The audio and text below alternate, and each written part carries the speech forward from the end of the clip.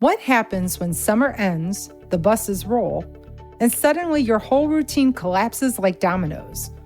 Life transitions can be unsettling, but the sheer amount of change as we turn toward fall is hard on everyone. In this episode, we'll look at what happens in our brains when we're forced to navigate a convergence of shifting routines and expectations, why these moments hit neurodivergent individuals especially hard, and how pausing, reframing, and the right kind of support can turn chaos into clarity.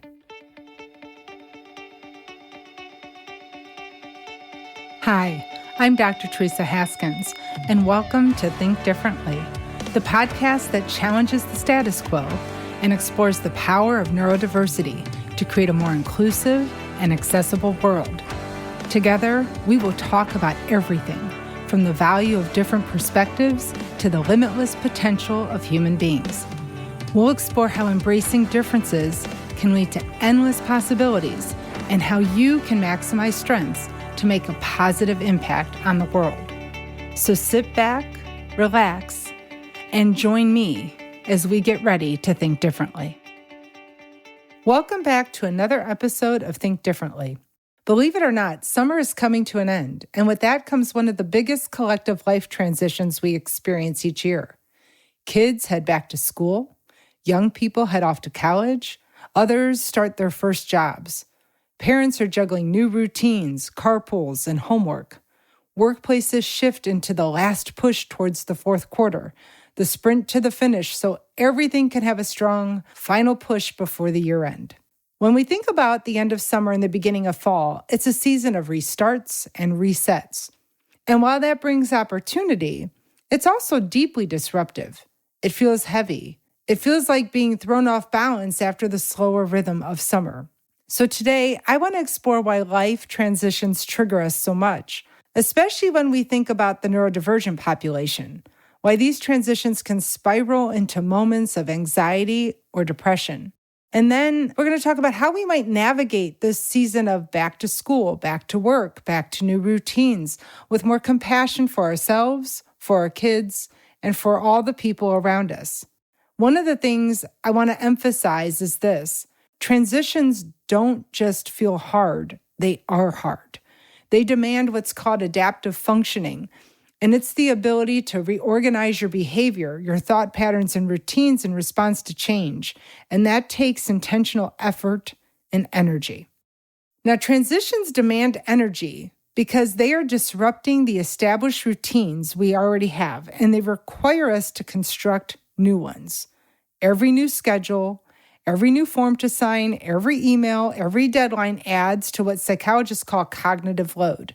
And that's the amount of working memory resources or the mental effort needed to process and respond to new information. When cognitive load exceeds your working memory capacity, you're going to hit overload. And that's when we freeze, forget, or just shut down. This is because our brains thrive on predictability and patterns. Routines conserve energy. We create mental shortcuts to help us navigate the world and our environments efficiently. When routines change, even when we expect them to, the brain enters cognitive disequilibrium. It's a state that raises our stress response. Our cortisol levels rise, anxiety increases, and that's because unpredictability is processed in our body as a potential threat. Think about it. Your child's routines are shifting with each new school year. Your routine as a parent is shifting to navigate those new obligations. If you're a manager, your employees' routines are changing. Even if you don't have children, you're still caught in the ripple effect.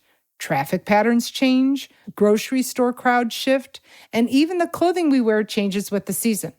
It's all change layered on top of change, and that kind of constant adjustment taxes our system. I'm sure we've all seen movies where the video angle makes the world look like it's spinning, and right now, many of us are feeling that way. It's also not just about logistics. Transitions highlight loss. The loss of summer's ease, the loss of more open, flexible time. Sometimes it's even the loss of identity because the person you were in one season may not fit the role required in the next. We call this role redefinition, and it's this ongoing adaptation of how we see ourselves as circumstances evolve. In workplaces, fall also brings urgency. Did we accomplish enough? Will we finish strong enough? For parents, it's the invisible labor of holding everyone's new routines together. And for neurodivergent individuals, especially those who are autistic or ADHD, these transitions represent a surge in executive functioning demands, planning, organizing, shifting attention, remembering. What looks like a simple adjustment to one person can feel like climbing a mountain for someone else. And when you have changes in schedule, new requirements, and increased demands coming from multiple sources, it can feel like you're being inundated with more information that can be effectively processed. And for many people, that means they will freeze. Layered on top of all of this is another major life transition that many families also face during the summer to fall transition. And that's when young people leave for college or step into their next chapter of adulthood. Parents, you need to know this is a developmental milestone for you too. It's the launching phase, and it requires moving from daily management of your children to trust, from in-person scaffolding to long-distance support. And while that transition carries moments of pride, it also carries a lot of grief and uncertainty. And ironically, this is the time of year families and young people are all working through these transitions too. So for young people, the adjustment often starts exhilarating because it's new freedoms, it's independence, but can quickly turn into overwhelm. College and new workplace environments are rich in novelty, but often thin on structure. Self-regulation and executive functioning demands spike overnight. Now we have to manage unstructured time, balance responsibilities, build new social systems. For autistic and ADHD students who often benefited from parent or teacher scaffolding, these demands can become destabilizing. Stress rises, and without adequate scaffolding, it can spiral into self-doubt, withdrawal, or depression. And here's the thing. Transitions don't happen in isolation just to the individual. They ripple outward. Families absorb the stress. Friends feel it. Communities and workplaces feel it.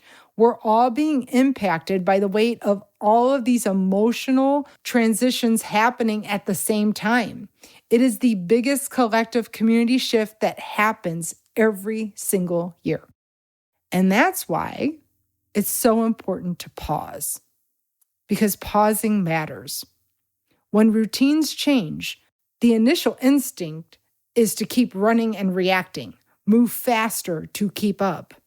However, reactive coping, constantly firefighting, will lead to burnout and decision fatigue.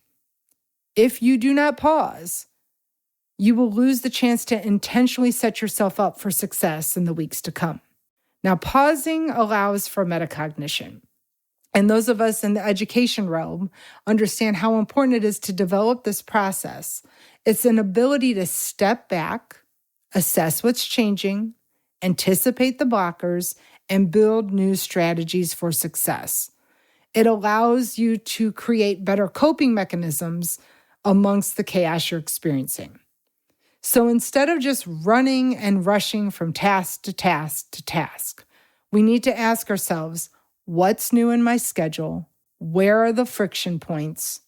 What patterns, approaches, or schedule items need to change or be managed differently in order to make this new reality sustainable? Pausing isn't wasted time. It's protective time. It's the act of acknowledging life transitions for what they are and responding intentionally rather than reactively. We need to find ways to better control not just our outcomes, but to ensure that we can promote a positive mental state as well. Protective time allows us to stabilize before the transition spirals into overwhelm. So if you feel like you're spinning right now, and I've had a lot of friends say they feel like that this week, no matter how much pressure you're under, I really encourage you, and I tell myself to do this too, to take 5 to 10 minutes and just pause. Take a walk, breathe, then come back and assess and begin with a little more clarity. And if you're a parent during this time, Especially if you have teenagers or those transitioning to adulthood, there's another reality. You may not be the right person anymore to provide the support and scaffolding for your child. As kids grow, especially in adolescence and emerging adulthood, it's developmentally normal to resist parental support. There's a marked drive for autonomy, the need for independence. But for neurodivergent young adults, the need for scaffolding doesn't just magically vanish with a new age. And even as their desire for independence grows, they still may need more support. And this is where third-party support matters. A mentor, a coach, a therapist, a trusted professor, or an extended family member can often provide the same guidance the parents once did, but in a way that's more readily received by the individual who needs it, because it doesn't trigger the parent-child resistance response. This shift isn't about parental inadequacy, it's about individuation, which is a natural process of separating from the parents to develop your own unique identity. And individuation is a normal part of development, but when combined with neurodivergence, it can leave a dangerous gap between the desire for independence and the actual skills needed to manage it. For neurodivergent young adults, this is where intentional scaffolding from outside sources can be the difference between spiraling into chaos and instead slowly building the confidence and independence we need for individual capabilities. An external source can help reframe scaffolding as stability rather than control, making this transition easier to accept. Increasing the individual's choice and autonomy wherever possible is so critical during this period. And so is having productive, honest conversations. I know firsthand how challenging and humbling navigating these life transitions with a neurodivergent young adult can be. Even though I work in this space and discuss neurodivergence with all of you and strategies professionally, in my house with my own kids, I'm mom, not Dr. Haskins. And they resist my oversight just as much as any other teenager would. It's developmentally appropriate. It doesn't make things easy all the time. So like many of you, and you may be able to relate, I'm the mom in their house, not their therapist or coach. And our role as parents isn't to control, it's to ensure safety and stability, to help them stand long enough to build their own skills, even if supports have to come from new places and new people. In the end, it's important to know that stress during life transitions is a universal phenomenon. You're not alone. Even wanted changes, a new job or attending a new school, test us because they disrupt our patterns, roles, and identities that we formed previously. And for neurodivergent individuals, those disruptions are magnified by the increased need of executive functioning to manage new environments, in addition to sensory sensitivities and new social expectations. And despite all of the challenges, life transitions also carry huge possibilities. They allow us to reimagine and build new rhythms that may serve us better in the long term. So, if you're feeling like many parents right now, a little stretched thin, know this, you're not alone. It's the season. And with a little compassion for yourself and your family and your friends and colleagues, pausing for intentional reflection, and maybe getting some outside support, you too can effectively navigate these transitions without losing yourself in them. Because the beauty of fall isn't just about endings or beginnings. It's about the reminder that every transition holds both loss and renewal, and both are necessary components for growth and moving forward for all of us. Thank you for listening to this episode of Think Differently. I hope you found our discussion today insightful and thought-provoking. I want to thank AudioWorks Studios for their exceptional production and recording support.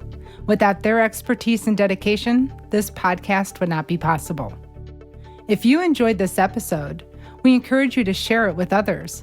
Your support helps us to reach new audiences and promote neurodiversity in our world. Also, be sure to subscribe to this podcast on iHeartRadio, Spotify, Apple Podcasts, or your favorite platform so that you can stay up to date on the latest episodes.